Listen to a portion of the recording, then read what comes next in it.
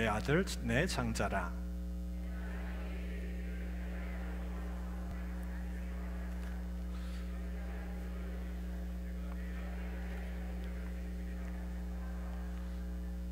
여호와께서 길의 숙소에서 모세를 만나사 그를 죽이려 하시는지라.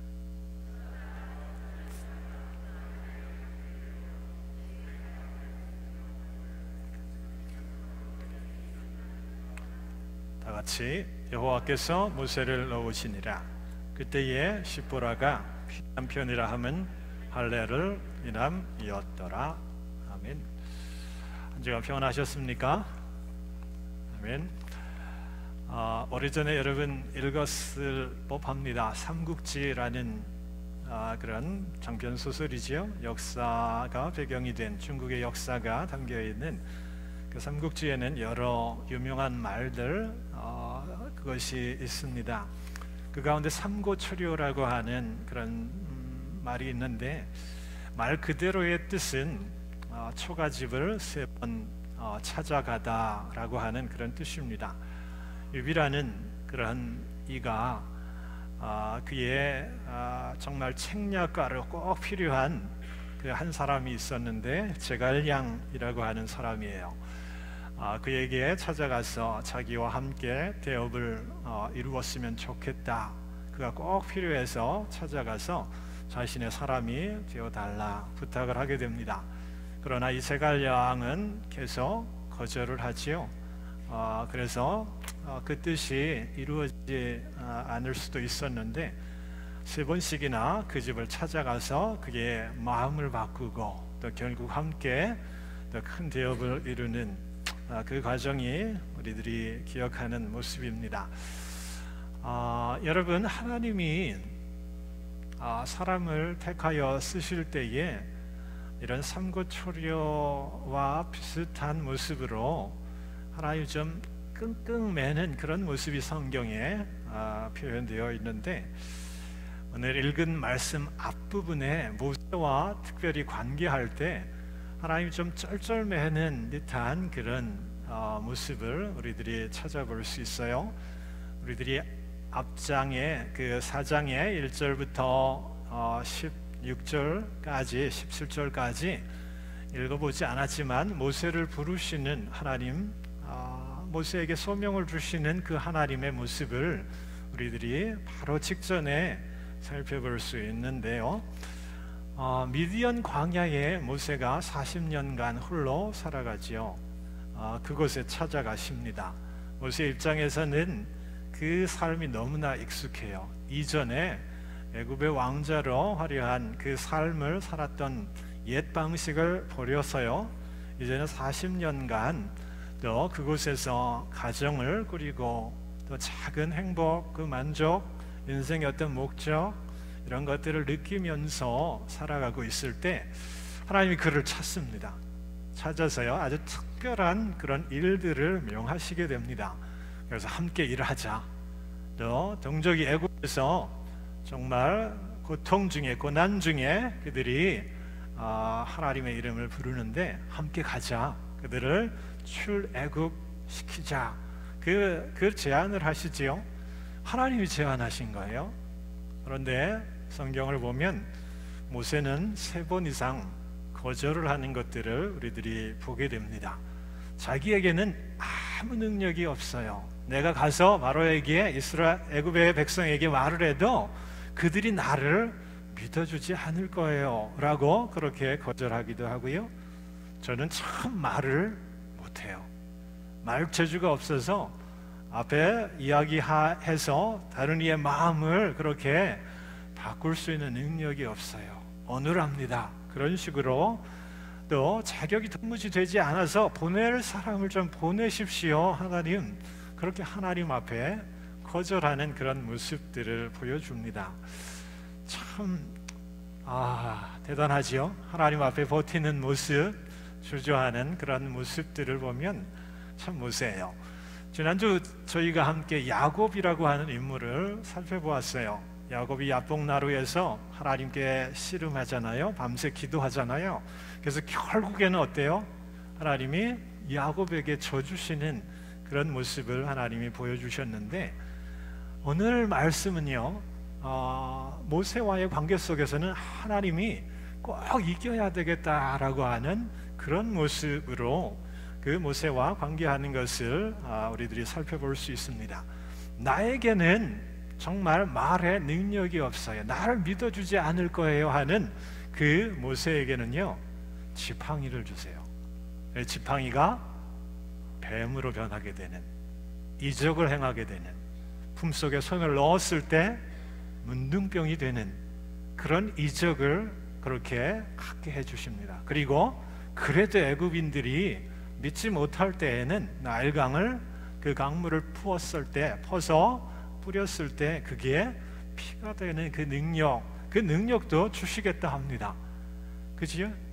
그래도 주저하고 거부하는 모세를 향해서 나는 정말 이 말재주 언변이 없어요 라고 그렇게 저항하는 모세에게는요, 내 말을 너의 입술에 정말 담아서 내가 무엇을 말해야 할지 그 말만 전하면 돼, 내가 너의 입술과 함께 할 거야, 그렇게 하나님이 확신을 시켜주십니다.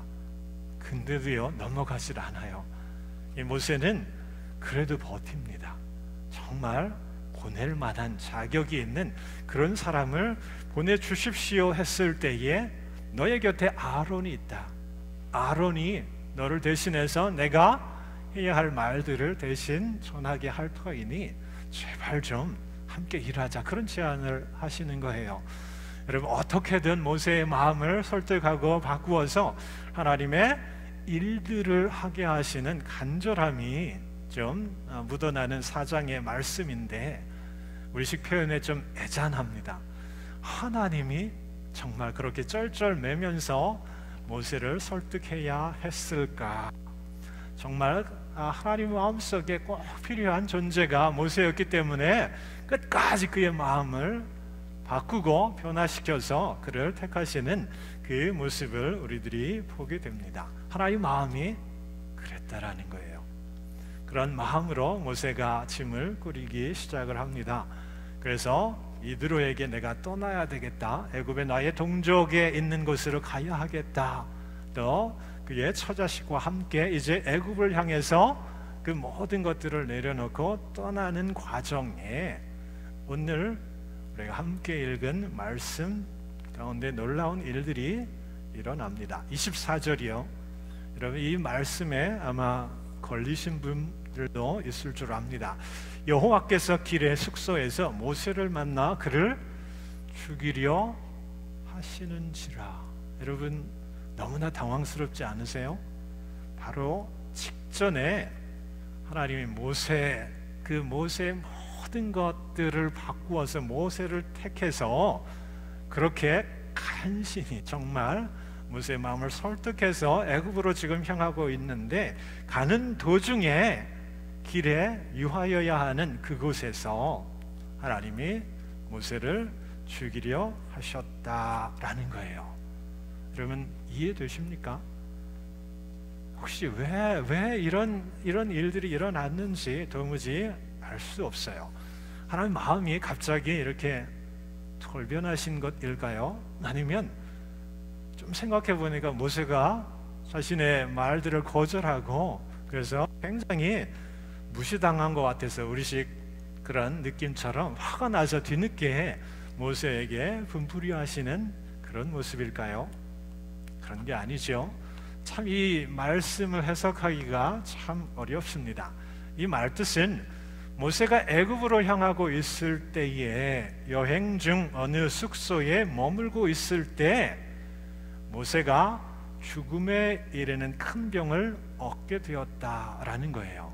직접적인 그러한 팩트는 그거인데, 그것을 믿음의 눈으로 볼 때 하나님이 그를 치시는 것으로, 죽음까지 몰아가시는 것으로 그렇게 해석했다라는 것이지요. 보통 이런 지경에 이르게 되면 그 지역에 정말 뛰어난 의원들을 찾습니다. 주술사를 찾거나 아니면 민간에 그 어떤 내려오는 그런 약들을 찾아서 그 상황을 벗어나는 것이 합리적인데, 현실적인데, 이어지는 그러한 말씀의 내용을 보면 모세의 아내 십보라는요 정말 제3자가 보면 경악할 일을 합니다.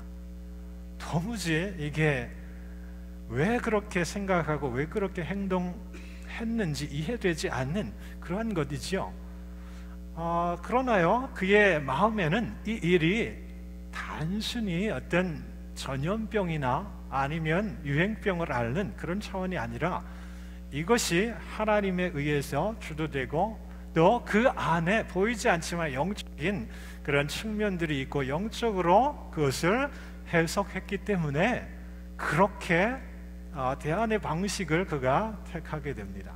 그것은요 그녀의 둘째 아들 엘리에셀이라고 하는 아들에게 할례를 행했다라는 거예요. 여러분 할례가 무엇인지 우리는 압니다.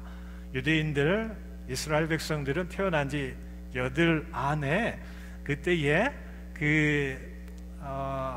하나님의 자녀로 신체의 일부를 절단을 합니다. 그래서 그것으로 또 하나님의 주신 그 계명을 지켜가고 또 그것으로 또 그 백성의 아이덴티티를 그렇게 계속 유지하는 그러한 일이에요.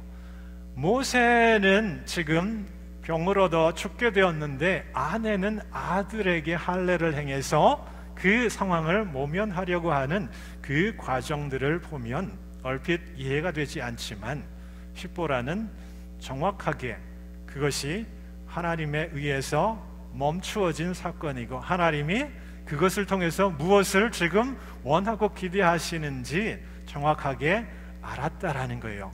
이어서 할례를 행하였더니 하나님이 모세를 놓으셨다라고 하는 말이 이어지잖아요. 그러니까 문제의 핵심과 원인은 정말 그것에 있다라는 거예요. 할례에 있다라는 거지요. 정말 할례가 문제였던 것을 우리가 이어지는 말씀 가운데 모세를 놓으셨다 하는 그 대답에 우리들이 분명한 것을 알 수 있습니다. 여러분 조금 이상하지요? 정말 할례가 왜 그렇게 하나님에게 있어서 중요했을까? 지금 더 중요한 일이 있는 것 같잖아요.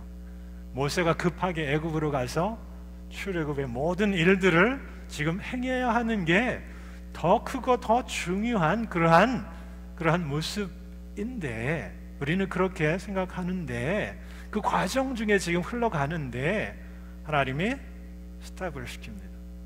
멈추게 합니다. 그래서 모세의 생명까지 또 죽음까지 이르게 될 수 있는 큰 위기를 겪게 하십니다. 여러분 이게 단순한 일일까요? 우연한 일일까요? 또 아무 의미도 없는 그런 어떤 사건이었을까요? 어쩌면 하나님의 우리가 마음과 시각으로 보면 이것은 출애굽보다도 더 급하고 중요한 모습이 그 안에 할례에 담겨 있기 때문에 할례를 통해서 하나님 뭔가를 말씀하시기 위해서 모든 되어지는 상황을 멈추게 하신 것이 아닐까요? 여러분 그것이 오늘 우리들이 함께 나눠보려 하는 그러한 말씀이에요. 할례가 중요하지 않았다면 하나님에게 할례가 중요하지 않았다면 굳이 그런 일을 만드셔서 그 어려움을 겪게 하지 않으셨을 것이다라는 거지요. 그러므로 우리는 할례가 얼마나 중요한지를 1차적으로 느낄 수 있고요, 알 수 있어요. 그래서 더 한 발 더 나아가기 원하는데 할례가 여러분 나오는 첫 번째의 성경의 말씀은 창세기 17장에 거기 할례의 기원을 우리들이 알 수 있어요. 거기에는 하나님이 아브라함을 부르십니다. 정말 갈대아 우르 저 멀리에 이름 없는 작은 한 사람을 부르는데요, 그를 불러서 그를 축복합니다. 열국의 아비가 되게 하고 후손에 번성하고 축복하게 하신다라고 하는 그 약속을 주시지요. 그러면서 내가 너희들의 하나님이 되겠다, 그 약속 언약을 맺는데 언약의 증거로 삼으신 것이 바로 할례라는 거예요. 이런 의미에서 하나님은 모세가 다시 그 할례의 기원을 알게 되기를 원하셨을 거예요. 사실 모세는 하나님이 부르실 때에 정말 그 소명에 대해서, 자신이 해야 할 일에 대해서 깊이 있는 동기부여가 되지 않고 있었어요. 왜 내가 부름을 받고 그 일을 해야 하는지, 내가 지금 잘 살고 평안하게 작은 어떤 소시민으로서 정말 그렇게 만족하며 살아가는데 왜 나에게 그런 사명, 출애굽의 놀라운 일들을 행하게 하시는지 그 자신에게 확신이 없었다라는 거예요. 자신감도 능력도 되지 않는 그런 가운데 하나님의 부르심에 기쁨으로, 감사함으로 적극적으로 그가 응답하지 않았어요. 그냥 수동적으로 따라가는 거예요. 하나님이 그냥 하게 하시니까, 하나님이 도와주신다니까 그냥 한번 해야 되겠다, 그런 마음이 지금 그의 가운데 강하게 있을 때에 하나님은 모세에게 할례를 기억하게 하십니다. 그 할례의 의미와 기원과 역사에 대해서 다시 모세로 하여금 그것을 깨닫게 하세요.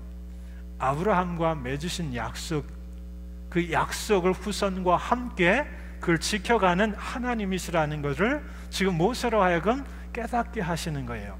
400년 동안 지금 역사가 고난의 노예로, 종으로 억압받는 그런 삶이었는데, 그런 가운데에도 하나님이 아브라함과 후손에게 행하신 그 약속을 진실하게, 신실하게 끝까지 지키고 있다라는 것을 그 모세로 하여금 알게 하기 위함이에요. 그 거룩한 일에 모세가 부름을 받았다라는 것에 그 자신이, 모세가 고백을 해야 합니다.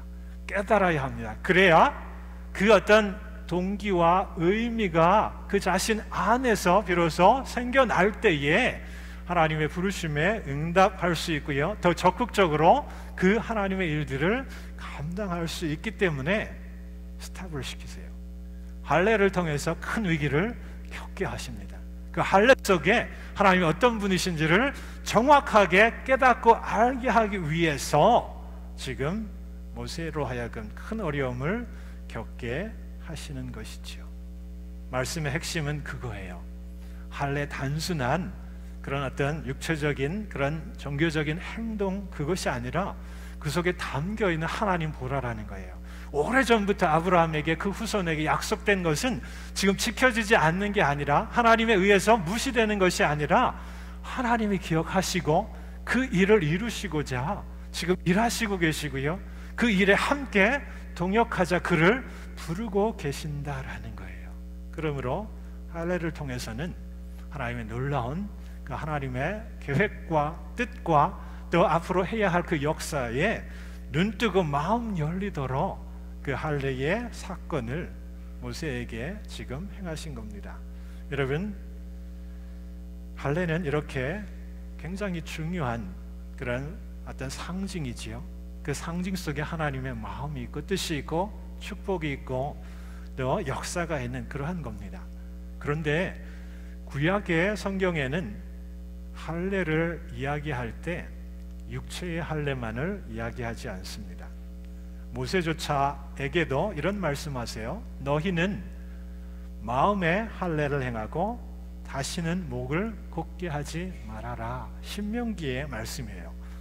그러니까 가나안 땅에, 하나님이 약속한 그 땅에 들어갔을 때에 그들의 힘과 능으로 그곳에 정착하고 안주하게 되었다. 스스로 목을 높이고 우상을 뒤쫓고 하지 말고 정말 그들에게 모든 걸 허락해 주신 그 하나님을 향하여서 하나님이 행하신 일에 대해서 정말 육체의 할례의 증거를 갖고 매일매일 살아가는 것처럼 그 마음 가운데 하나님이 행하셨다라는 것을 기억하는 게 중요하다라는 것을 말하고 있어요. 신명기 30장 6절에 내 마음과 자손의 마음의 할례를 베푸사 너로 마음을 다하고 성품을 다하고 하나님 여호와를 사랑하게 하시고 너로 생명을 얻게 하실 것이다 라고 말하고 있어요.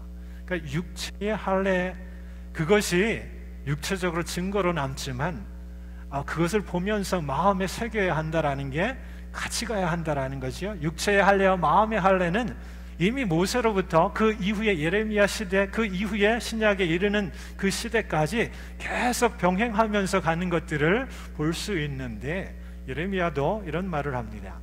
유대인과 예루살렘 거민들아, 너희는 스스로 할례를 행하여 너희 마음 가죽을 베고 나 여호와께 속하라. 그리하지 않으면 너희 행악을 인하여 내가 분노할 것이다 라는 거예요. 예레미야 예언자의 시대에도 이 마음의 할례, 이것이 얼마나 중요한지 예언자들이 끊임없이 선포하고 있다라는 거예요. 특별한 것은요, 마음뿐 아니라 이 귀의 할례도 예레미야는 말하고 있어요. 내가 누구에게 말하고 누구에게 경책하여 듣게 할고, 보라 그 귀가 할례를 받지 못하였으므로 듣지 못한다. 하나님 백성들이 하나님의 말씀을 듣지 않으려 하는 것은 이 귀를 닫아놓고 있다라는 거예요. 귀를 열어야 되는데 마치 정말 그 귀에 할례를 받지 아니하는 그 백성처럼 닫아놓고 있기 때문에 예언자를 통해서 끊임없이 하나님 말씀하여도 그걸 듣지 않고 반응하지 않고 회개하지 않는 그 모습을 지적하고 있다라는 겁니다. 성도 여러분, 할례는 유대인들만의 행위가 아니에요. 할례는 육체만의 할례가 아니에요. 하나님의 자녀의 아이덴티티를 상징하는 것만이 아니에요. 그것 가운데에는요, 하나님이 어떤 분이신지 그것을 통해서 알 수 있어요. 하나님 무엇을 원하시는지, 하나님 어떤 계획을 갖고 있는지, 어떤 역사를 행하실지 할례를 통해서 우리들이 알 수 있는데, 우리가 유대인이 아닌 이상 또 성령의 시대 가운데, 신약의 시대 가운데 할례가 더 이상 이방인들에게 필수적이지 않은 그런 시대잖아요. 그죠? 그러나 할례의 본뜻만은 우리들이 기억을 해야 합니다. 정말 그 마음의 할례, 또 예언자가 말한 귀의 할례가 우리에게 필요하다라는 거예요.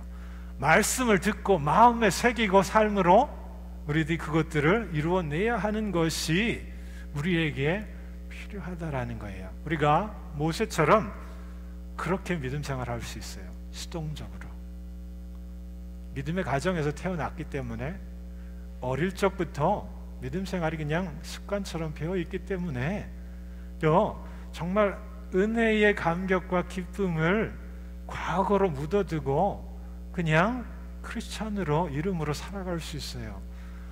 여러분, 내 내면은 내가 정확하게 볼 수 있잖아요. 내 믿음 생활의 동기와 현재의 그런 모습은 내가 너무 잘 알잖아요. 하나님의 끊임없이 부르는 소리에 응답하지 못한 그런 부분이 내 안에 있다면 여전히 내가 모세와 같은 그런 마음이에요. 꼭 지금 그걸 해야 합니까, 하나님? 내가 아니어도 하나님의 일할 사람 많아요. 내 믿음도 부족하고 분주하고 내게 능력이 없어서 정말 보낼 일들을 찾아서 하나님의 일들을 해 주십시오. 나는 좀 놔두시고요. 지금 행복하거든요. 지금 만족하거든요. 그럴 수 있어요. 여러분, 그런 마음이 우리 가운데 있다면 성령께서 나를 찾으신다라고 하는 이 귀의 할례, 이 귀가 우리에게 열려지기를 원하고요. 또 마음으로 그것이 느껴지는 마음의 할례가 우리 가운데 있게 되기를 원합니다. 여러분, 정말 이 7월에 제가 기도하고 있는 것은 그거예요. 이 마음에 하나님의 부어주신 은혜에 대한 기억과 또 하나님의 함께 하시는 그 확신의 능력과 또 하나님 나를 통해서 무엇을 이루실지 그걸 어떤 꿈꾸는 어떤 소망이 없다면